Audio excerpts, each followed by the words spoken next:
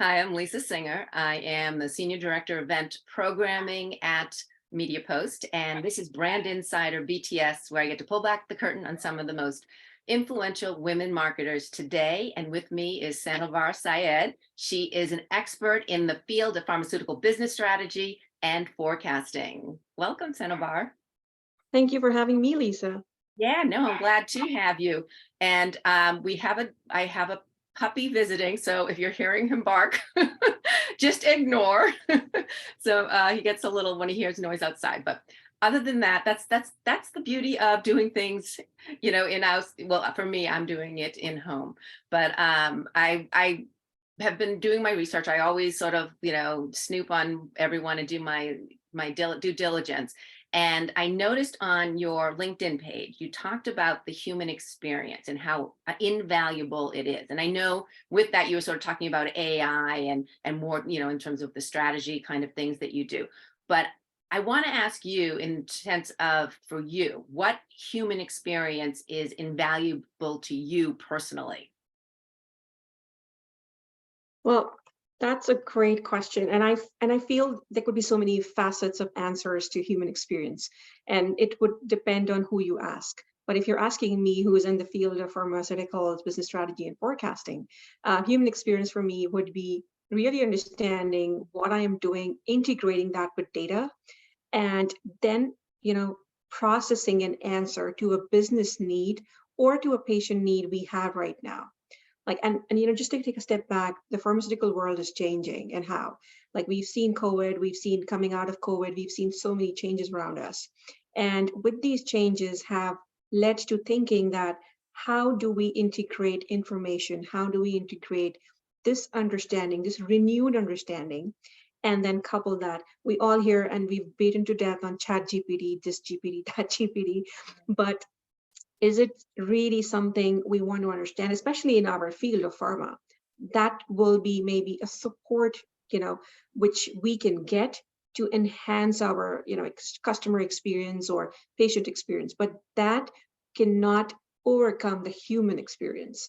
So Yeah. I think that is really important to understand, that it will go hand in hand.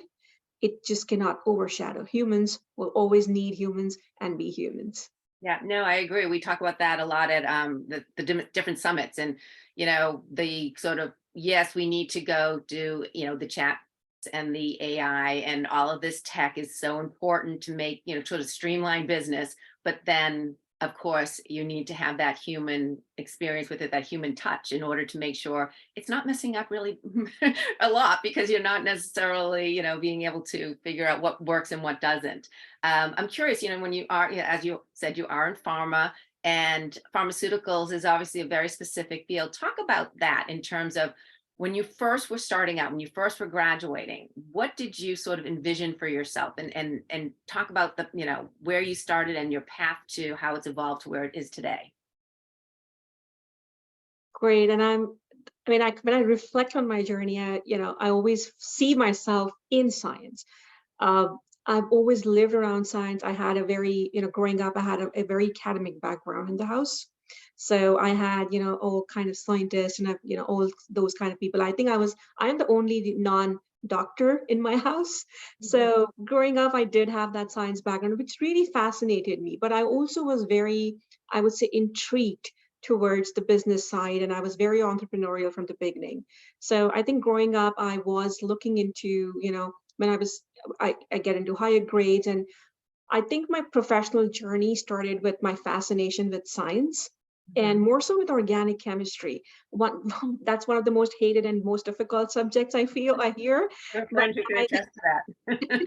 but I was like completely blown over as to how different, how only 3 or 4 elements can change the world, literally and figuratively. Yeah. So I really was mesmerized how, this field can change industries and impact lives. So I decided to pursue my master's in organic chemistry, and then I really wanted to explore, how this knowledge will help me to solve business problems. And I finished my MBA, and then I was pulled towards a company which was a very premium biotechnology firm. At that time, we were working on insulins. So as we know, diabetes and insulins, and I don't want to get into the science there, but I started, using that a lot. And over the years, as my career grew, I kind of dabbled into sales, marketing, and everything, but I saw my true calling into business strategy, and then more deeply into forecasting and market research. That was my true calling, and I really carved my niche throughout.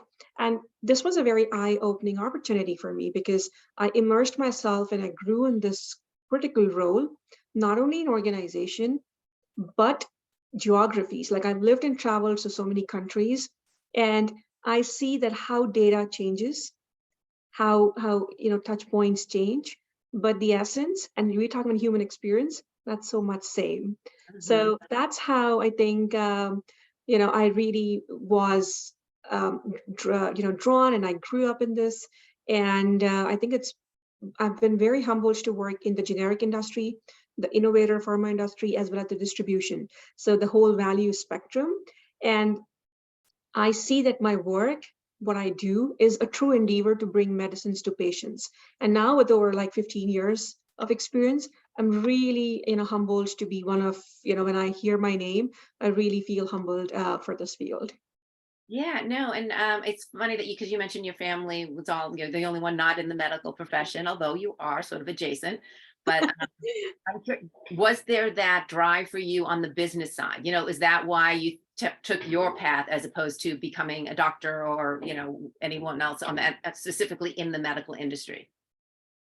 Well, I think one of the things was that I did not have the drive enough, and I think the patience enough to spend like 5 years or 10 years in residency. Like let's accept that. And plus, I like my sleep a lot. I don't want to be awake at 2 a.m. But jokes apart, I think what really drew for me is how can and talking about 15 years ago, like 14 years ago, when the field of business strategy and forecasting was quite different. It's not where we are right today. Like we've been hearing of digitalization and omni-channel like maybe 5 years ago. Mhm. But if you look at 15 years ago, this was not what somebody would like to take, as a choice of career, because education and awareness in this field was not a lot what we see right now. And I was always at the cusp of business and science. You know, I always see that a lot of times when you talk about pharmaceuticals, people think about sales, they think about maybe doctors and such kind of professions, and a lot of times they have to do licensing exams, and there are so many other things. But there is I would say solid pivotal role, which is like business strategy and forecasting, because we are now connecting different departments: finance, marketing, sales, human resources, because the numbers which we give them, they are going to use that for supply chain. Like what's the demand, how much do we need, how many resources or headcounts do we need, do we enter this market, do we launch a product here or not? So those are really key business driving decisions which a critical role like mine plays. And I recognized this, I think, long ago, and I really was trying to get experiences in various industry, I would say, sectors, but in pharma. So Mhm. that's how I see that I've now grown deeper and deeper. But also I think I can be top bottom and bottoms up, I think, at equal ease. Yeah, well, I'm curious, as you said, it's really changed a lot since when you first started 15 years ago. So someone coming to you today, someone, think of you as your, now starting as your youth and just when you're just starting out, what advice would you give them in terms of how to get to where you are? So I think where I am, I still have long way to go. But yes, one of the things which I would say strongly do is I do a lot of sessions. So like for example, Toronto Metropolitan University. I just developed a course for them, and I do a lot of these snippets in the ways I will I want to contribute back.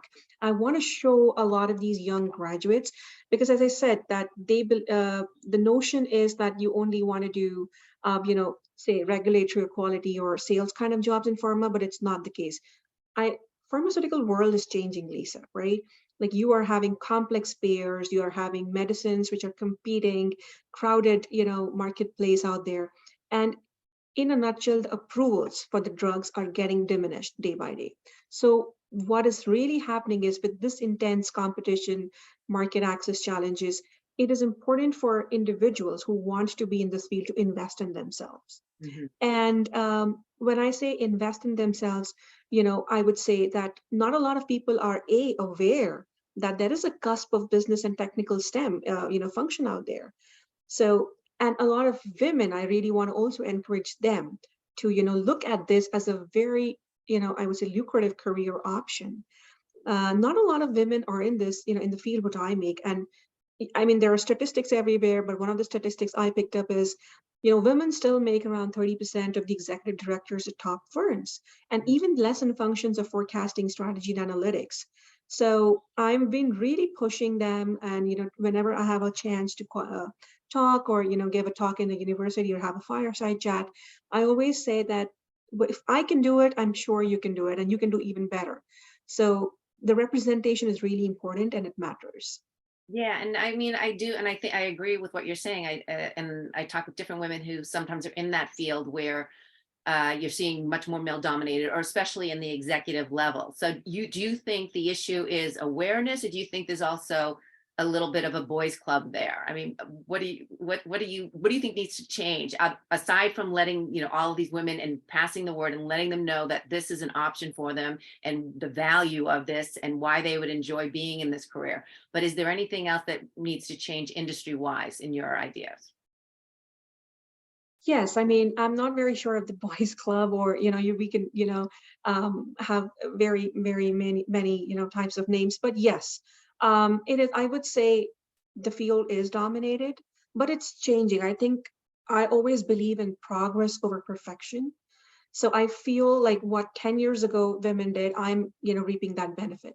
I want to do something right now, which the next gen, when I look at my kids and my daughters, I want them to have a society which is more open and more flexible. We know about gender pay and everything. We all know that. But yes, I feel the awareness is really important. Unless people know that there is a function, there is a field, which is an alternative to your regular sales job, I think that's very important. Now, the other interesting point in this is there are a lot of, there's an uptake on data analytics courses, a lot of, universities offering this. They are such a good, I would say, talent to come into this function. Once they can grow and hone into their pharma skills and science skills, I think that would be brilliant. There are a lot of companies who are investing into data science centers. Mhm. Top pharma companies, you look at any, talent career section, you would see. So there is a growth, and with that growth, I think that awareness coupled with that will really lead to, that intake. The second piece is we also see a lot of universities offering these courses, whether it's an exec level, whether it's an entry level. We are seeing courses being tailored to pharma, which is a good sign. And the third piece I would say is when I also go and talk in conferences, when I go and do these sessions, I always feel that responsibility of representing this field. Quote unquote, there's nothing on the shoulders, but I feel that once you go and you talk and you show that this is so much you can do, I automatically become that beacon of representation, whether it's women, whether it's immigrant, whether it's minority, whether it's cusp of science and technical knowledge. I can check box a lot of those things, and I feel that is so important now. And it's beyond the tokenism, right? It's beyond the performative representation. What I'm really trying to bring in society. Yeah, well, and just to see themselves in, you. And that makes it so, okay, yes, I can do this. I can achieve this. So it gives them more of a welcome mat, as opposed to that's, if you just see a bunch of, older men, or, white men, or whatever it may be. And it sort of, I think subconsciously, especially when you're younger and starting out, you may think, oh, that's not the career for me because for whatever reason. So I do think, as you said, sort of having that, not as the tokenism, I'm not saying it in that sense, but the representation of all different people being able to do this and really opening up, especially to women who, even just when you're talking STEM, and, you're not happy, that's something that they're actively trying to get more women involved with, because we're not seeing that. And I think that that needs to be done. I absolutely agree. And I always believe that the workplace should reflect the reality of the society. So, period. Like if you want a healthy workplace, you want a healthy, I would say productive workplace, it should also reflect of the people. You just cannot have 3 or 4 people deciding. You need to understand what's your mix, Yeah. and then take it up from there, because that's when you show your true, I would say, true action. And you need to be authentic at the end of the day. You just cannot talk something and do something else. So authenticity, I think, plays a major game, and it will reflect even in this function. I have seen myself, like, we see a lot of co-op graduates coming on board. I have seen a very, I would say, passionate increase of women now, which I feel is so awesome to see, like, new gen coming up and taking up these functions and roles and really defying the typical norm which has been there. Yeah, no, I think that's wonderful. And I think, 'cause I know that mentoring is a big part of what you're all about. So I really feel like you being able to be there and help, and I'm sure it's not just women, or maybe you focus, but just helping the younger generations be able to see the opportunities out there. I'm curious, what has there been, if you wanted to say anything about that? No, I just said yes. I think mentoring is important because as much as I give, I get. Like Mhm. that's the mantra of mentoring. I always believe that, like, I get so much back, and it also helps me to stay relevant. When you hear this and when you can do that, aside from the satisfaction of helping somebody, I think it helps me to stay relevant as well as tailor myself, to learn constantly and, be understanding of the changing dynamics. Like, I'm a millennial, but you have a Gen Z coming up, and I don't even know, like, in 10 years, the workforce will be changing. Yeah. Well, and I love that you say relevant, because the fact is, as much as the younger generations can learn from us, we can learn from them, and it's like we can sit there and make fun of, oh, everyone's on social media, or, oh, which now we've obviously all embraced. But, when it first happened, and the thing is, it's become a valuable tool. And, not only personally, but professionally, and other things that just happen, or just that work-life balance becoming much more relevant to, or important to, maybe the younger generations than perhaps our generations when we were starting out. So I think Sorry, look at digital, right? Look at digital, what is happening in pharma. Like, you've digital, omni-channel marketing, and this is what is happening everywhere. Like, every pharma company is being out there on socials, email campaigns, this and that. There is so much. And after COVID, I think it picked up a lot more. And this is where I describe something as drip syndrome happens. And drip essentially is data rich, insights poor, because we have so much of data, we've so much of stuff around, but we don't have insights. yeah. So that is a real struggle, by the way, we're going through. No, I agree. And it's funny, just coming out of COVID, many of the brands that I speak with in different industries, but they realized they had all this data and they weren't even using it, because it's not about collecting the data. That's been being done, but they weren't using it, and so now they're learning to access it, and they're using it more, and it's becoming more relevant. And so they're really able to be more specific to the consumers and to who they're trying to, their audience. So I agree. Data has been a little bit wasted, from, at least from when I'm talking, well, all you very smart brand marketers, and and you're, in there doing it deep. I'm curious, was there ever a challenge that you maybe faced that was really, it just kind of threw you? Maybe you weren't sure how to get through it, but obviously you did. Is there anything that you can be specific that you might want to share? Yeah, and I think, I think there has been, like, many challenges, and I think professionally, if I look at the pharma world, I think I touched upon this point that the world is changing. Like, the pharma world, I would say, is really kind of changing, and it becomes a very mammoth task for somebody like me in this field, which is really trying to dive into insights and connect the dots, connect the data dots, I would say. So that this is it is a challenge. And add to this, complexity of a macro environment where the firm is changing. For example, they might be undergoing a M&A, or, there would be a resource allocation, budget, inventory. There are so many other challenges which kind of we face. So this is like the professional impact, but even on a human level, we'll have attrition, we will have shifting priorities, we would have layoffs, and we would have data quality issues, and so many, I would say, organization and human level challenges.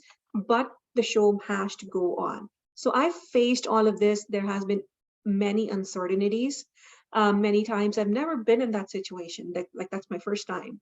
But I think it's easy to get overwhelmed, but it's easy to lose sight, I would say, what you're doing and what is happening. But I feel what has really helped me is, just take a deep breath, acknowledge that there are things which I don't know, Mm. and really, break that down into what's in my control and what's not in my control.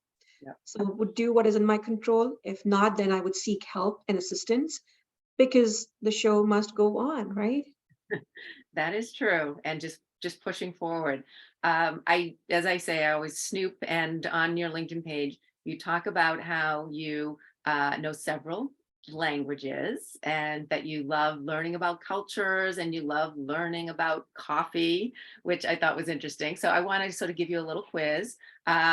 What's the most difficult language you had to learn, or not had to learn, but you chose to learn?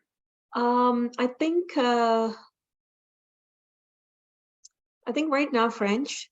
Yeah. I would just say French, because I'm enrolled into a French school. Like, I'm doing my French language school, and it is a little challenging for me, because not only the accent, but the thing that you got to reverse your sentence structure.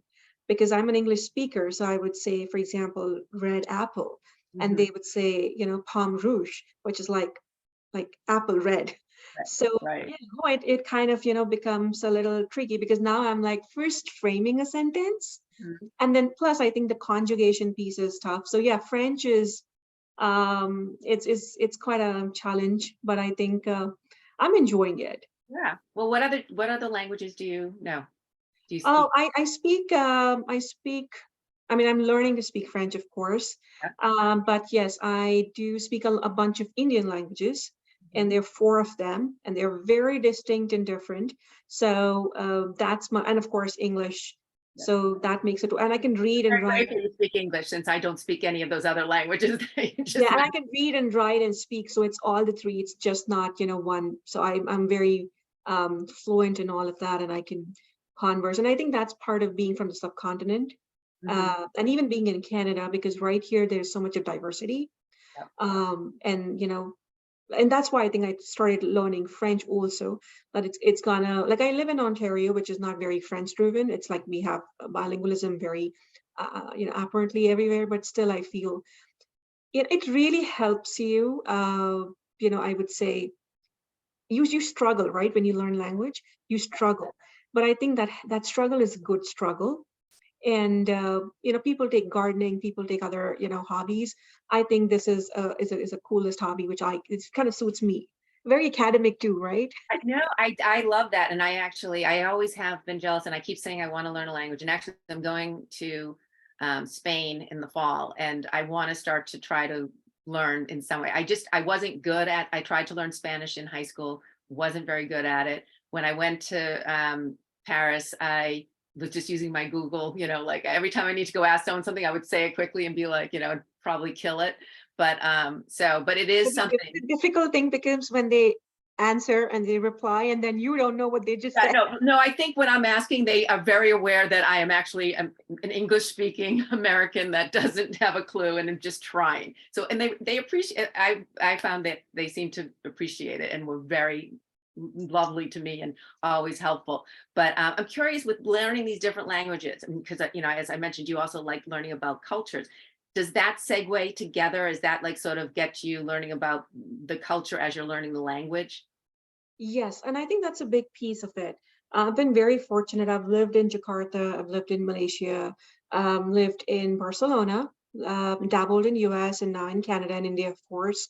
Uh, I have seen how, just like as you mentioned, right? Just say bonjour, it changes up, it lights them up. Yeah. So, and I think we cannot, replace that human experience after all.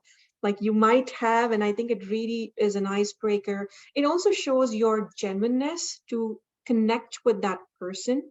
And people really appreciate this. Like even if you just say one line, I think it's the biggest, and then also I think in this today's world, there is no excuse of not knowing anything.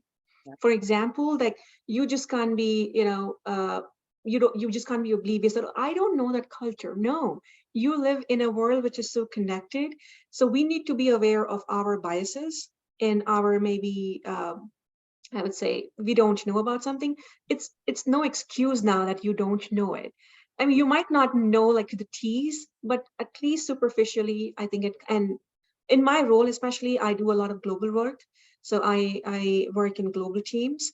This is, I think, one of the best ways I've seen, to connect with people and get the work done because my priority is not somebody else's priority, but these things can really build those lasting relationships, which in our function of marketing and strategy is, I think, super needed.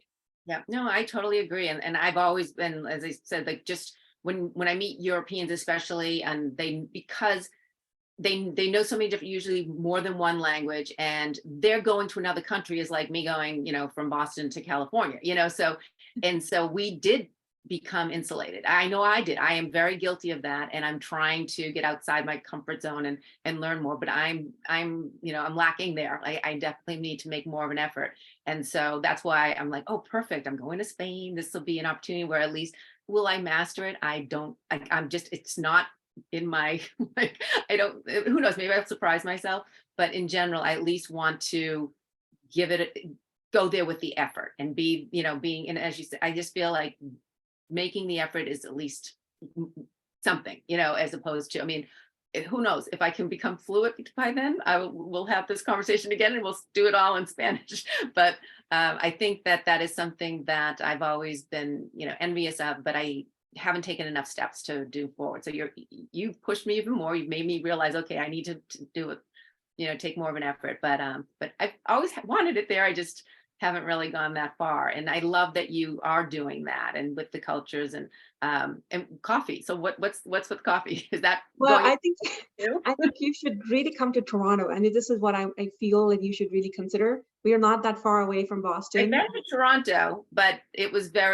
reminded me of New York, to be honest. Like I was kind of, maybe I didn't see enough. It was for work. So I've only saw so many, like it wasn't this job. It was when I was doing TV, it was a set visit for a show that was being filmed there.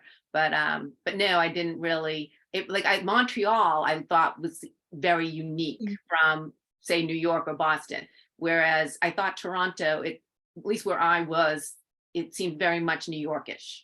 Well, it's cleaner, it's safe, it's Well, better. probably, yes. Although this was a little while ago, it wasn't as unsafe. Yeah, no, I mean, so As New Yorkers, I'm in New York now, so. yes, and we're not trying to, we just, it's a friendly banter, but yeah, for sure. I definitely, so Toronto, like any other, major city, would give you a bit of New York feel. Like Mhm. and you go to Singapore, you go to Shanghai, you go to any major metropolitan, I think it would give you that vibe. But yes, I was talking about the cultural piece of it. It's so diverse. Like I don't see on a street like every five or the fourth person you see is so different. Yeah. And I think that's awesome because that's the kind of, world we are going into. And even if I look at my pharma world, it's not like, as I mentioned, the workplace should be the representation of the work, the society, right? So, and that is coming. And so it's natural and it's important for us to learn and really intentionally, develop this. We do this right now, we set up the path, and I'm sure this is going to benefit so many other people coming up. No, I totally agree. And it's funny, even just with my good friend, her daughter, who is 12. And I was at her birthday party, and then they also had a play, and I went to that. And I'm looking around, and it was so diverse. And it's so nice to see that. Like you wouldn't have seen that at my birthday party when I was 12, and or at my so I think that you're seeing that more and more, which is wonderful. But yes, I mean, maybe I don't know if it's quite Toronto where you're going to really be that different, but I think it's moving up that way, moving in that direction. I think people are really I mean, one, it's just happening with, it's just, this is what's happening and this is how it's going to be. But I think also everyone's realizing it's about being open to learning. When you talk prejudice or biases, sometimes I think it's more about ignorance rather than being mean or, being judging or, however you want to put it. Yes, and so I also am part of Women Leaders in Pharma. This is a premium organization where we are like, I think 12,000 plus, followers on LinkedIn right now, and we have a good sizable membership in Canada. This is what, I kind of always try to say. And if somebody comes up with 35 or 40 years of living in a certain way with a certain thought and mindset, you can just put a switch and change that overnight, right? That's not going to happen because these conversations, they're difficult. You don't know what kind of a upbringing or environment that person was. This is very psychology. This is very, I would say, something which we typically ignore, we don't realize, but you just can't change somebody. You can try and open, but it's going to take a while. Like my kids, when they come home, they know much more about the Lantern Festival than what I knew even 5 years ago. Like I didn't know. So it's opening up, but you can't change. But yes, we can become self-aware. And I think that's super important. Yeah. Just to be self-aware of maybe that was a joke, but it's not as funny as you thought so. So I think we need to be sensitive and Agree. self-aware. Yeah, and open to learning, like acknowledge I don't know this, and whatever it may be, and just be willing to learn and willing to, not stay with that. If you have that stereotype, well, then find out what the actual way it is. I just think that that's really a big part of it, is just being willing to find out more about the people you're interacting with and not going to judgment. I hate when it's like anything is in a group, whether it be, all women are this or all this, fill in the blank. It's, to me, there's no generalization like that. I mean, I don't like that when it's said. So, so I definitely think that's true. Well, we don't have much more time, but I do want to know, what do people mostly get wrong about you? Is there something that people might, when they meet you or just know you a little bit, get wrong? I'm thinking on this. um, well, I think they get wrong maybe that they think I'm smart, but I'm actually more smarter than they think. So that's what they think, and that's what they get wrong. I mean, this is the only thing I'm coming up right I now. think it's funny. Okay, so I can throw in all right. So the initial we had never met before until we started this conversation, and you were very serious and but as we progressed, like you're bubbly and you're so just fun. And so when you're showing that side of you, maybe that's when people are underestimating you, like, so that's all I'm saying. Like, so when I was first initially talking with you, I would have said, well, she's, serious. And I was trying to put on my serious hat because I'm not usually serious. And so, but then as we're getting to know each other and talking, you have this bubbly and fun and, side to you. And who knows, maybe when people are meeting you with that side, then they're not necessarily seeing, how smart you are. But just talk with you a few more minutes and then I'm sure they're going to realize it pretty quickly. Yes, and also I think I come up from a very different academic setup, right? I'm not coming from a media or consumer or some kind of that setup. So my work is very serious. We deal with diseases, with oncology, cancers. Every day we work on, patients, we work on these stuff, which is very serious. So we do not get a lot of time to show our non-serious and front side unless it's a conversation like this. But otherwise, like when I attend conferences, it's like serious talk. We talk about patient experiences. So those avenues, like those 1 hour of your, talking session is very focused on things where we typically do not come up with the side. And I think I would give some credit to you as well, because you started asking me about cultures and my languages, but typically people would not interview me on those things, right? So kudos to you on, opening up those questions. Otherwise, I would just talk about serious stuff. No, and that was no way, like I wasn't saying it in a judgment at all, because honestly, because it's important. I want people, like, younger generations, people who are interested in possibly changing careers, to hear what's needed. And what you're doing is not something that maybe everyone is aware of, or women especially. So I want all of that coming out, but it's but for me, like, my background is entertainment news, interviewing, and that kind of thing, and of course marketing. So I tend to just go there, but for bad or worse. So, but no, I love it. I love that we were able to connect on all sides of it. So to really find out more about what your career is and how you tick that way, but also to get to see a little bit of the, personal side of you too. So thank you so much. Yeah, thank you so much.